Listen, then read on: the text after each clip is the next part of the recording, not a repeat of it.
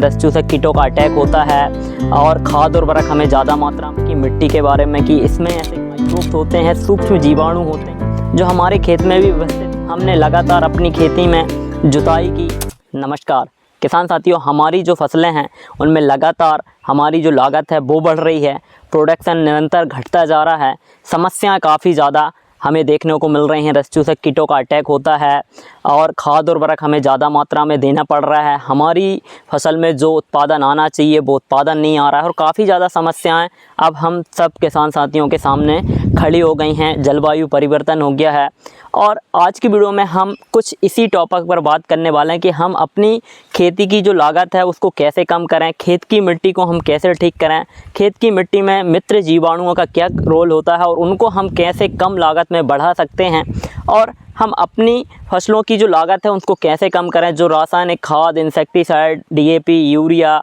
जो फर्टिलाइज़र हम दे रहे हैं उसको हम कैसे कम कर सकें। तो किसान साथियों, वीडियो काफ़ी ज़्यादा इंपॉर्टेंट है, वीडियो में अंत तक बने रहें। अभी तक आपने चैनल को सब्सक्राइब ना किया हो तो भैया चैनल को सब्सक्राइब कर घंटी वाले आइकन को दबाएं, जिससे कि आने वाले वीडियो का नोटिफिकेशन आपको मिले और आप उसका लाभ ले सकें। मैं हूँ आपका भाई निखिल रजक, स्वागत करता हूँ आपका आपके पसंदीदा यूट्यूब चैनल खेत किसान और गाँव में।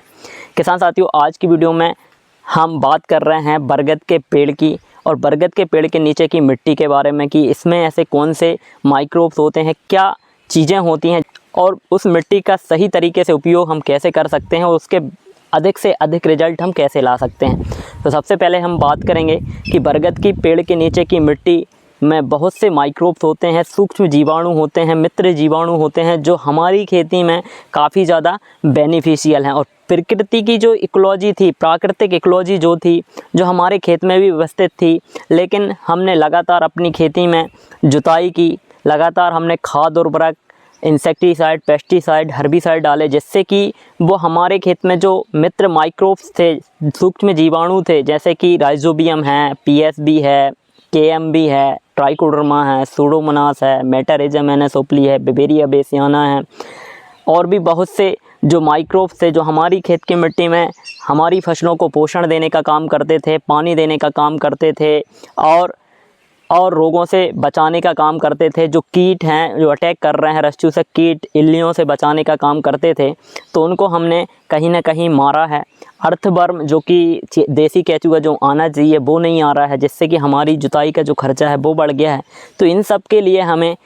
खेत की मिट्टी में इन सारी चीज़ों को एक बार फिर से वापस से बढ़ाना होगा। यदि हमने इनको अपने खेतों में बढ़ाया तो हमारी खेती की जो लागत है वो धीरे धीरे कम हो जाएगी और हमें अपनी फसल का जो उत्पादन है वो भी अच्छा मिलेगा और इतनी जो समस्या आज हमें फेस करनी पड़ रही हैं वो समस्याएं भी नहीं रहेंगी। तो बरगद के पेड़ के नीचे की मिट्टी के बारे में यदि हम समझें तो बरगद का पेड़,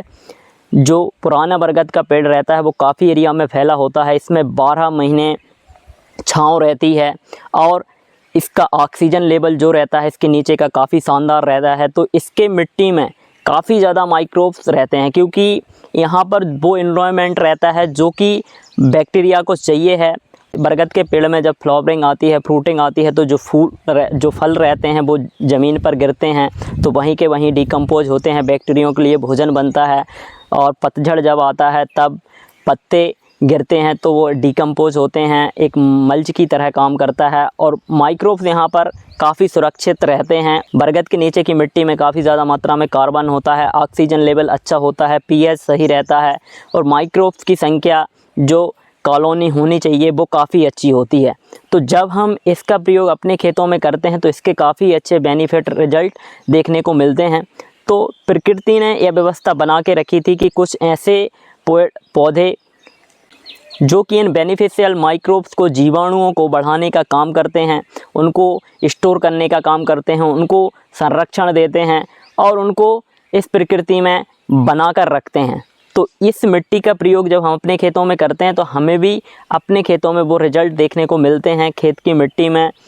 कार्बन भी बढ़ता है, पीएच ठीक होता है, ऑक्सीजन लेवल बढ़ता है मिट्टी का और माइक्रोब्स की जो संख्या है वो बढ़ती है। तो इसका प्रयोग हमें कैसे करना है यदि हम इसके बारे में समझें तो किसान साथियों, यदि आपके एरिया में कहीं भी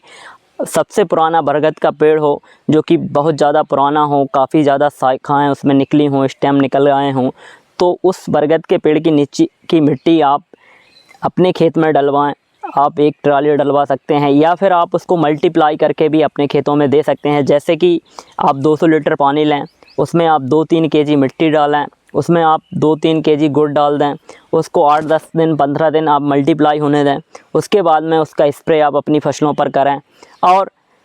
इसको हम ज़मीन में भी दें। ज़मीन के माध्यम से हम 200 लीटर को चला दें, फिर 1000 लीटर चलाएं, 500 लीटर चलाएं, ऐसा आपको देते रहना है, जिससे कि हमारी खेत की मिट्टी में जो भी माइक्रोब्स की कमी है, जिनके कारण हमें अब ज़्यादा उर्वरक देना पड़ रहा है, जैसे कि नाइट्रोजन फिक्सेस करने वाले जो बैक्टीरिया हैं वो हमारे खेत में नहीं हैं, तो उनकी वृद्धि होगी। फास्फोरस को सर्कुलाइजेशन करने वाला जो पीएसबी है उसकी वृद्धि होगी, जो कि हमारी खेत की मिट्टी में पड़े हुए फास्फोरस को सर्कुलाइजेशन करके प्लांट्स को पहुंचाने का काम करेगा। और केएमबी है, जो कि पोटेशियम मोबिलाइजिंग बैक्टीरिया कहा जाता है, ये पोटास को सर्कुलाइजेशन करके प्लांट्स तक पहुंचाने का काम करता है। जिंक सर्कुलाइजेशन बैक्टीरिया होता है, सल्फर सर्कुलाइजेशन बैक्टीरिया होता है, और डिकम्पोजिंग करने वाले जो बैक्टीरिया हैं, तो इन बैक्टीरियाओं की वृद्धि हमारे खेत में होती है। जब हम बरगद के नीचे की मिट्टी का प्रयोग निरंतर अपने खेतों में करेंगे तो हमें मार्केट से कोई भी खाद उर्वरक लाने की जो ज़रूरत है वो कम हो जाएगी, और हमें अपनी फसलों पर जो रासायनिक इंसेक्टिसाइड पेस्टिसाइड का जो स्प्रे करना पड़ रहा है वो नहीं करना पड़ेगा। इससे हमारी खेती की जो लागत है वो भी कम होगी और प्रोडक्शन भी बढ़ेगा। तो किसान साथियों, यह हमें अपने खेतों में प्रयोग करते रहना है, धीरे धीरे हम इनको बढ़ाते जाएं और रासायनिक खाद को हम धीरे धीरे कम करते जाएं। तो इस तरीके से यदि हम खेती करेंगे तो हमारी खेती की जो लागत है वो निश्चित ही कम होगी, प्रोडक्शन भी बढ़ेगा, और जो समस्या आज के समय में हमें अपनी खेती में आ रही हैं उन समस्याओं का 100% हल भी होगा, क्योंकि यह व्यवस्था ना कि हमने बनाई है ना किसी और ने, यह व्यवस्था प्रकृति के द्वारा बनाई गई थी, उसको हमने कहीं ना कहीं डिस्टर्ब किया और उसके कारण अब हमें यह सारी समस्याओं का सामना करना पड़ रहा है। तो इसका एक शानदार तरीका है, आप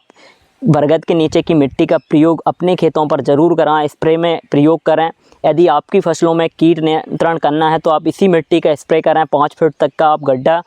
यहाँ पर निकलवाएं और 5 फुट तक की नीचे की मिट्टी का प्रयोग करें, उससे काफ़ी शानदार रिजल्ट आपको देखने को मिलेगा। न्यूट्रिएंट्स की पूर्ति होगी और कीटों का नियंत्रण होगा और फसल में एक शानदार तरीके से जान आएगी। तो किसान साथियों, इस तरीके से यदि आप अपनी फसल पर बरगद के नीचे की मिट्टी का प्रयोग करेंगे तो काफ़ी अच्छे रिजल्ट आपको देखने को मिलेंगे। और किसान साथियों, आप हमारे पीछे जो बरगद का पेड़ देख रहे हैं वो काफ़ी शानदार और काफ़ी पुराना बरगद का पेड़ है। मैं हमेशा इसी पेड़ के नीचे की मिट्टी का प्रयोग अपनी फसलों पर करता हूँ और अपने खेतों में इसका स्प्रे करता हूँ। वीडियो में दी गई जानकारी यदि आपको अच्छी लगी हो, वीडियो पसंद आया हो तो वीडियो को लाइक करें, शेयर करें, कमेंट करें, और चैनल पर नए हो और अभी तक चैनल को सब्सक्राइब ना किया हो तो चैनल को सब्सक्राइब ज़रूर कर लें, घंटी वाले आइकन को ज़रूर दबाएं, जिससे कि आने वाली वीडियो का नोटिफिकेशन आपको मिले और आप उसका लाभ ले सकें। धन्यवाद, मिलते हैं नई वीडियो में, जब तक के लिए जय जवान जय किसान।